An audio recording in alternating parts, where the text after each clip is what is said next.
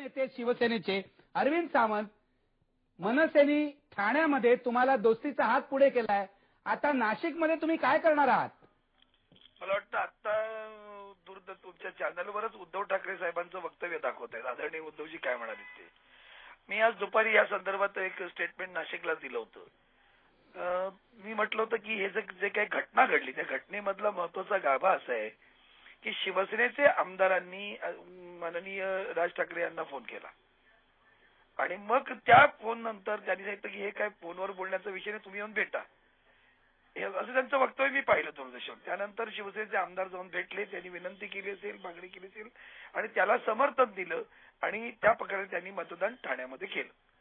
आता वस्तुस्थिती अशी, दुसरा भाग जो बोलला जातोय की जनाधार आहे जनाधार आहे, तर मूळ मुद्दा असा आहे की ठाण्यामध्ये जनादेश, जनाधार म्हणण्यापेक्षा जनादेश जो काय आहे तो शिवसेनेच्या बाजूने कसा आहे, युतीच्या बाजूने, तर मुळामध्ये 130 मध्ये 65 जागा मतदान असायला पाहिजे, मॅजिक फिगर होती. आमच्याकडे किती होते? 53 आणि भारतीय जनता पक्षाचे 8 असे म्हणून 61 आणि आरपीआयचं 1 म्हणून 62 अधिक 4 आमच्याबरोबर होते, 2 अपक्ष आणि 2 बसपा, 66 होतेच की आमच्याकडे. पण मधल्या काळामध्ये जी काही घटना घडली, हॅलो हा बोला बोला, जी काही घटना घडली, ती घटना घडल्यानंतर आपण पाहिलं आणि मग कदाचित संदेह वाटला असेल ठाण्यातील आमच्या नेत्यांना आणि त्यांनी भेट घेऊन हे काम केलं. त्याबद्दल मला काही म्हणायचं नाही. प्रश्न असा आहे, नाही म्हणायचं नाही. अरविंद सावंत, तुम्ही म्हणायला हवं, तुम्ही जुने शिवसैनिक आहात आणि मला असं महाराष्ट्रातून जे फोन येत आहेत आणि जे कळतंय त्याप्रमाणे ही जी युती झालेली आहे, ठाण्यामध्ये जे घडलेलं आहे, मनसेच्या पाठिंब्यावर तुमचा उमेदवार निवडून आलेला आहे, त्याचा शिवसैनिकांना प्रचंड आनंद झालेला दिसतोय. काय म्हणणं आहे तुमचं? आनंद आहे. पहिली गोष्ट, पाठिंब्यावर म्हणू नका, पाठिंब्याशिवाय 66 मतं आमच्याकडे होती. आजही ती 66 मतं पडली, अधिक 7 मतं मनसेची मिळाली म्हणून 73 झाली. 65 जिंकायला हवी होती, 66 मतं होती शिवसेनेच्या. म्हणजे तुम्हाला मनसेचा पाठिंबा नको होता का?